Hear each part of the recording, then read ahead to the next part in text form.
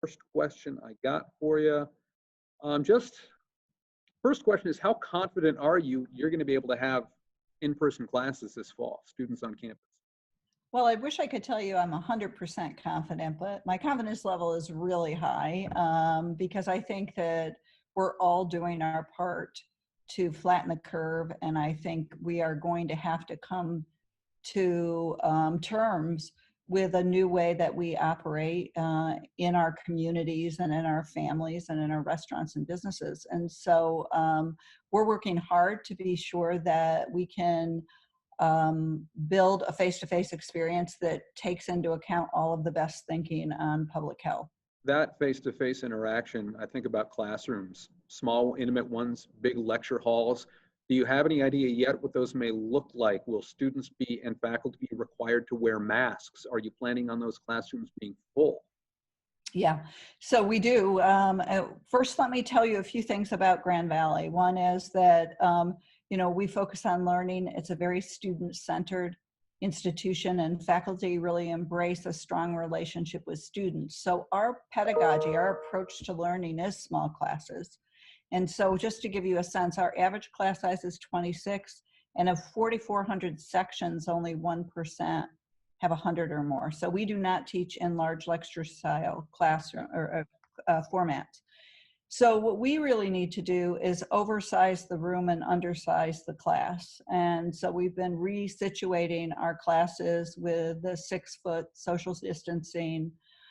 We've been looking at our cleaning routines, our air quality, all of the things, PPE, all of the things that make that a safe environment. And we're fortunate because we've got the physical facility to spread out in it. We've got the small class sizes. And then of course we can utilize technology. So we could take, one of the 3 segments of a class and move it more online so that we also reduce density. Okay. The other thing we're looking at, just one other piece, Yeah. is really across the schedule, being sure that we're using every hour of every day of the week. Instead of having classes bunch up in kind of Tuesday, Thursday from 10 to 2. So we'll be using the full week, and all of those together bring down density so that we can manage the 6-foot distance. Okay. Dorm halls, student residency. I guess, are you expecting as many students on campus this fall? And if so, are you planning on full dorm halls? Yeah, so what we're starting with is what is the CDC and public health guidance on living conditions, and then how many students can we allow to reside in our residence hall. So if you look at our residence halls, again, Grand Valley is a young institution, just turned 60. Most of our residence halls are suite style and apartment style in small living groups without all of the bathrooms sort of down the hall, but inside the living environment. So we really have a 20% problem. About 20% of our rooms need to be configured differently, probably more singles. And we also have some opportunity, I think, to commission other spaces as halls should we need to if our demand is there. So we, in the halls as well, our thinking is safety first, public health guidance informed, and then what can the capacity be? But we think we can get there with the numbers we've been housing on campus in past years. All that said, there are a whole lot of people, a whole lot of households that lost a whole lot of income.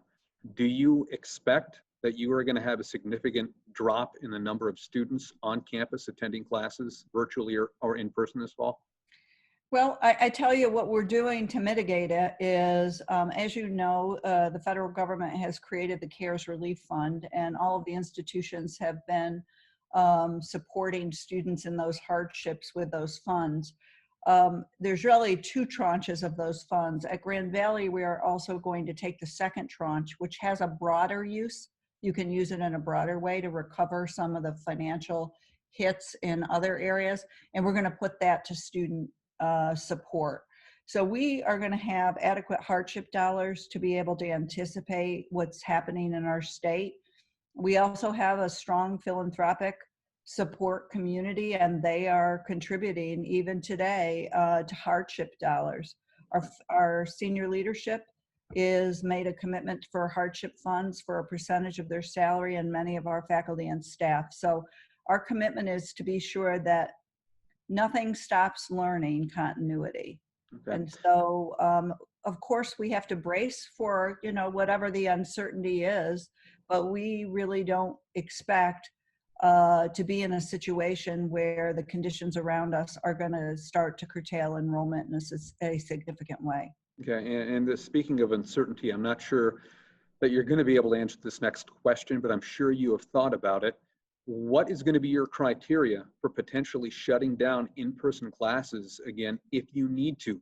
One positive case, 10, 100? Have you thought about what that benchmark is going to be if you need to close campus again in the fall? Yeah, I mean, we're going to have testing and contact tracing, and then we are going to follow what the guidance is. And I don't know that the guidance is clear yet on that. And so whatever the framework is for making those decisions, we will have not only a step-up plan, but a step-down plan so that we can initiate it. Okay. As you know, everybody went remote in the winter term. It was for us. And so we would have the capacity to do it if we needed to. And it went fairly smoothly and without major disruption. So Okay. I just want to give a shout out to the Grand Valley community for all the support in this very difficult time and doing the work that's required to be in this position, which Absolutely. is positive within a negative situation. Absolutely.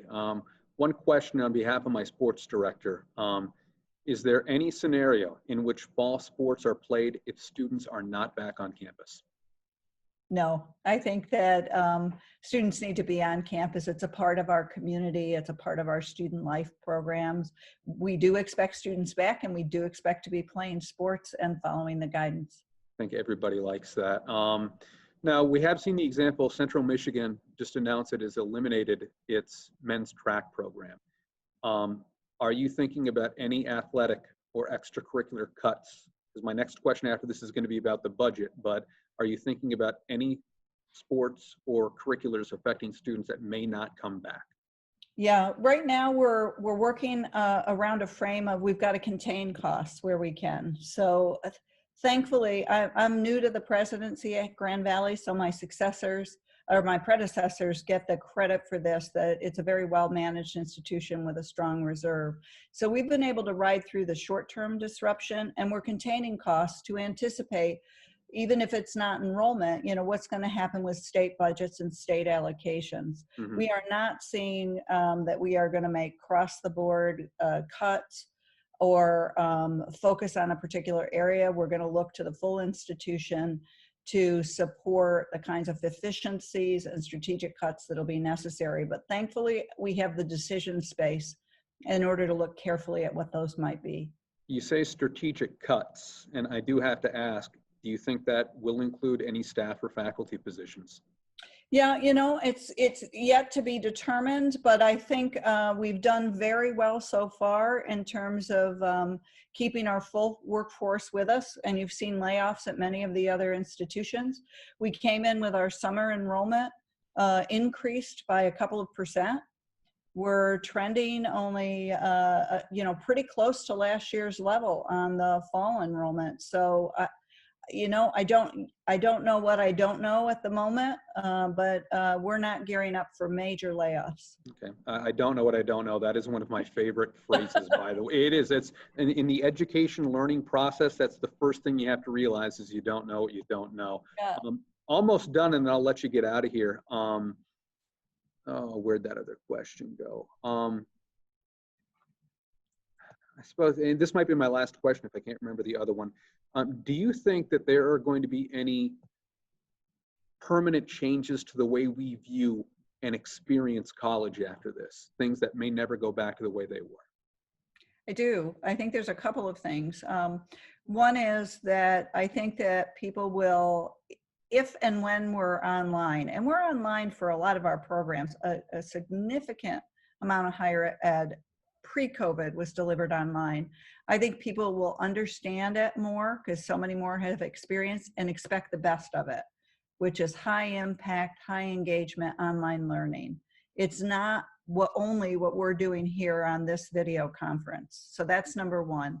Number two is, You know, face-to-face instruction is a lot like clean water. I mean, when you don't have it, you go, oh my God, that network, my community, the ability to discuss was so important to me. So now we're going to treat that like a precious asset. I think Grand Valley's always been mindful of what happens in the class, but even more so. And the third area, I think, is that we're going to need to look at how we personalize the experience more, because not everybody's been impacted the same. Some people are going to come and say, I need to work more while I go to school. I can't afford an immersive experience. Others can, and others want that coming of age experience. So I think we've got to look across what we're offering and make it speak to very different circumstances Okay. as we go forward. So those are three areas I think things are going to change. Okay, and I remembered my other question, and I'm sure it's probably a quick answer. There have been some instances where students at other universities, I have not heard about this at GVSU, are asking for reimbursement on tuition because they had to go home for the semester. There have actually been some lawsuits in some aspects.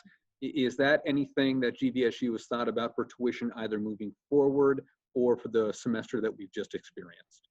Well, GVSU had an online and hybrid delivery fee, and the day that we went remote, we removed it for all students from then on. And then we also prorated the room, the board, and the parking right away and got that out in families' hands. So we have not had the kinds of impacts that others have as yet.